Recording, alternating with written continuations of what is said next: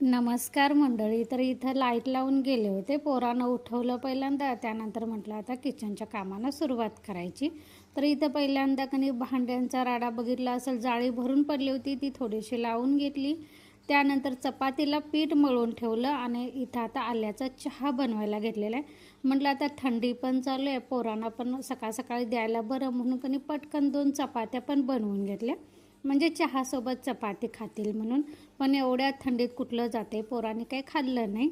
मग ते तसंच ठेवलं आणि इथं आता मी कणी वड्या परतायला घेतल्या. म्हणजे वड्या कणी रात्री लावून ठेवल्या होत्या, तर सकाळी पटकन परतायच्या म्हणून. तर इथं बघा अजूनही किती धुकं, आणि आमच्याकडे कणी गारवा तर आहेच आहे, पण वारं इतकं आहे कणी त्या वाऱ्यामुळंच सगळं अंग असं फडफडीत आणि थंडी असं अंगाला जास्त लागते. तर म्हटलं फक्त कणी वड्या द्यायच्या तर ते कोरडं कोरडं वाटणार, म्हणून ऑमलेट पण 2-2 अंड्याचं दोघांना केलं. त्यानंतर डबा भरला, बॉटल भरली, आणि इथं मी शॅम्पू आणि कंडिशनर मागवलं होतं.